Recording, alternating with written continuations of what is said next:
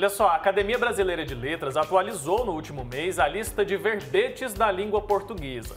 Esta é a 6ª edição do vocabulário ortográfico e traz agora 1000 novos termos que antes não eram reconhecidos oficialmente na nossa língua. E para saber mais sobre esse assunto, a gente está hoje ao vivo com o professor de língua portuguesa e articulista na Academia Goiana de Letras, Carlos André. Professor, seja bem-vindo, muito bom dia, obrigada por estar aqui com a gente hoje. Bom dia a todos, é uma honra estar nesse programa, um programa que eu assisto, um programa que muito bom, parabéns a vocês pelo trabalho, pela descontração e pela informação. E vamos lá, vamos falar sobre a última flor do Lácio. Vamos lá, professor. Primeiro explica aí para o pessoal de casa o que é o VoLP, o vocabulário de língua portuguesa. Isso, o VoLP. Eu vou inclusive colocar aqui, nós temos a edição anterior do vocabulário ortográfico da língua portuguesa, que é esta aqui. Esta é a edição do vocabulário ortográfico, este é o da 5ª edição. Esse aqui, inclusive, é o manual, etc. Esse manual, esse vocabulário ortográfico, que também está na internet, ele já está na 6ª edição. O que é isso? A Academia Brasileira de Letras funciona aqui como um cartório das palavras. Então imagine que haja lá o cartório em que há muita gente no Brasil, que portanto tem nome, esses nomes são colocados no cartório, os contratos são ratificados no cartório. Pois bem, as palavras também têm um cartório chamado VoLP, Vocabulário Ortográfico da Língua Portuguesa. As palavras vão surgindo como se fossem nomes, de contratos ou de pessoas, e aí a Academia Brasileira de Letras coloca esses nomes no VoLP. Para quem, inclusive, não conseguiu ainda acessar, o VoLP, Vocabulário Ortográfico da Língua Portuguesa, pode ser acessado pela internet, academia.org.br. Então tá fácil, todo mundo tem acesso, né, Carlos? Bom dia para você. Eu queria entender uma coisa, que fatores são importantes ali para que uma palavra seja introduzida, incorporada ao VoLP? O principal fator é o uso, é importantíssimo observar isso. O principal fator é o uso. Uma palavra só entra no vocabulário ortográfico da língua se ela for usada. A Academia Brasileira de Letras, hoje, com muito mais tecnologia, com muito mais sofisticação, aliás, parabéns à academia, ela tem uma comissão chamada Comissão de Lexicologia. Léxico é palavra, Então, essa comissão de lexicologia é a comissão que analisa quais são as palavras que devem constar do vocabulário brasileiro. Importante observar que a academia hoje usa algo inusitado. A Academia Brasileira de Letras usa hoje a internet. Os dados da internet, o Google, demonstram quais são essas palavras e, consequentemente, elas entram por necessidade, por uso na academia, na língua portuguesa, na língua culta. Que bacana. Professor, agora explica pra gente, tem algum período aí em que essas palavras vão sendo incluídas? Elas são incluídas, vai juntando um monte para incluir tudo de uma vez? Igual essa última vez, parece que foram mais de mil nomes, é isso? Tem um período determinado aí para essa inclusão? Não. Inclusive, esse é um questionamento que, como linguista, como professor, como alguém que está ligado à política das línguas no Brasil, que poderia ser mais claro. Claro que aqui não vai uma crítica à Academia Brasileira de Letras, mas é apenas uma sugestão. Eu imagino que o ideal seria que, por exemplo, de ano em ano nós tivéssemos inclusão ou retirada, porque algumas palavras também morrem, Infelizmente, algumas palavras deixam de existir por falta de uso.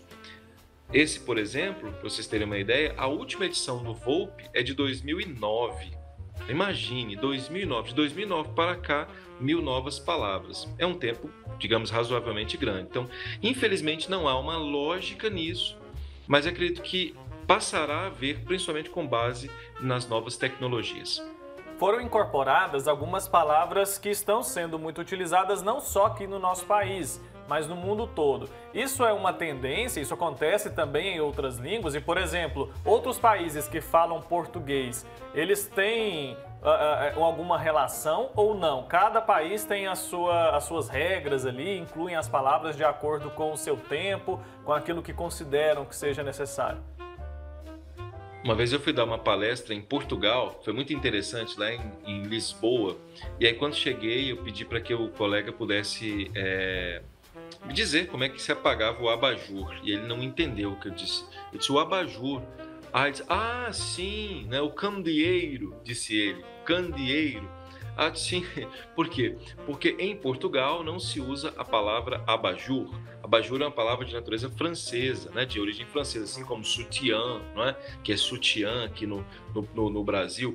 Bem, o que se pode observar é que há países, há culturas que têm mais ou menos receptividade aos chamados empréstimos linguísticos. Algumas que o que fazem? Trazem até a palavra de outra língua, mas traduzem essa palavra para a língua, né? Isso depende muito da capacidade que um povo tem de admitir ou não, mais ou menos, digamos assim, outras culturas. No caso do Brasil, há uma tendência muito grande, principalmente de admitir com muita força a cultura estadunidense, né? A cultura dos Estados Unidos, por vários motivos, entre eles os motivos de natureza econômica. Nós observamos com muita clareza essa perspectiva de natureza econômica. Então, isso aqui nos chama bastante atenção. Essa influência estadunidense, principalmente hoje, mostra que no Brasil, diferentemente do que acontece em Portugal, na França, em alguns outros países, também com mais dificuldade, essa absorção dessa cultura estadunidense. Então, mas no Brasil é muito comum. Lockdown é um exemplo clássico que não foi incorporado ao vocabulário de Portugal, mas foi incorporado ao vocabulário brasileiro. Ah, interessante. Lá eles chamam fechamento. Fechamento, Tem muitas palavras que são diferentes, né, no significado também. Professor, agora, no VoLP, além da inclusão dessas novas palavras, tem também o significado delas, como no dicionário ou não? A pessoa só vê ali a lista de novas palavras que foram incluídas? Muitíssimo também interessante essa pergunta, porque quando nós pensamos no vocabulário ortográfico, o que diferencia um vocabulário de um dicionário? O vocabulário traz a palavra e traz a categoria gramatical da palavra. Vamos imaginar a palavra lockdown, eles colocam lá assim, substantivo masculino. Pronto, o vocabulário fez aquilo que deveria fazer. O dicionário, além de trazer a perspectiva do significado, da palavra em si, da classe gramatical, traz o significado, traz a origem etimológica, traz aspectos contextuais. O dicionário é muito, muito mais profundo. Mas veja, por que sua pergunta chama muita atenção? A Academia Brasileira de Letras, estou aqui no Instagram da Academia Brasileira de Letras, esse aqui é um Instagram, ABL Oficial, aqueles que puderem olhar depois, por favor, vão lá. Vão perceber, por exemplo, aqui, a palavra é a palavra podcast. Vejam se vocês conseguem observar. Ao observar podcast, o vocabulário cumpriu o que ele deveria cumprir, não é?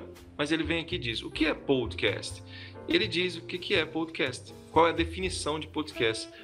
Aí ele diz, programa transmitido por meio de áudio, simular um conteúdo radiofônico, etc, etc. Bem, isso aí todos vocês já sabem o que é um podcast, mas a Academia auxilia.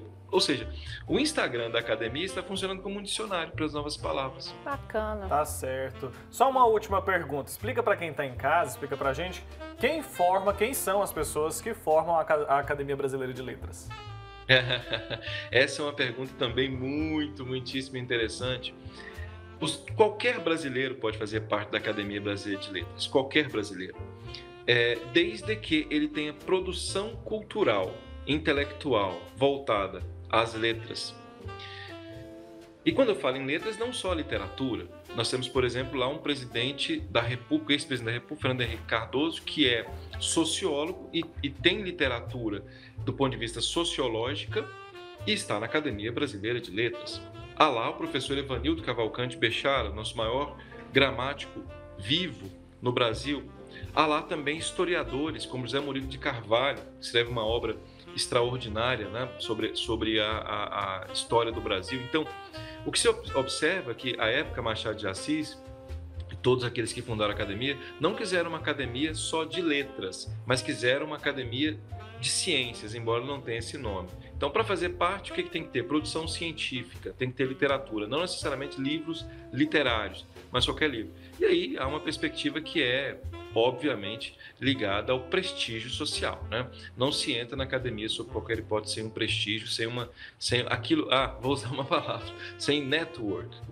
Tá ótimo. Professor Carlos André, a gente agradece muito, viu, pela sua participação. Explicou tudo direitinho pra gente. Acho que as pessoas ficaram até curiosas, né, para ver essas 1000 palavras. Está todo mundo usando mesmo, né, Wilker? Exatamente. Deve ter cada palavra lá, hein, Marina, para ser que foi incorporada, né? Desde 2009 até agora, olha só quantos termos não foram agregados. Que apareceram aí, né? Exatamente. Legal Carlos, demais. obrigado, viu, pelo seu tempo aqui com a gente.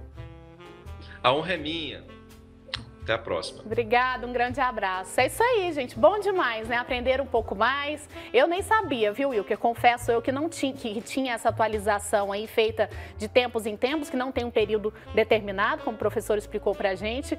Eu achava que, assim, quando tinha, era impossível mesmo, quando ela estava ali já incorporada, elas iam, né, entrando aos poucos no dicionário. Eu lembrava só de dicionário, mas não sabia do VoLP, como o professor explicou pra gente. E aprendemos hoje, então, né? Tem toda uma regra ali, um procedimento até que essa palavra seja incluída oficialmente no nosso idioma. E são incluídas palavras que a gente já usa no dia a dia. Olha só quantas vezes a gente não usa a palavra negacionismo, lockdown, a gente usa Covid, né? A gente usa isso no dia a dia e nem presta atenção.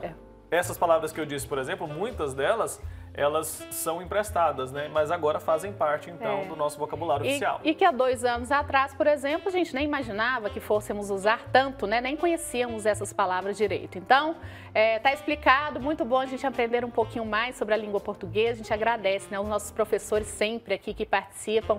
Hoje foi o professor Carlos André ensinando um pouco mais pra gente. Isso é muito bom.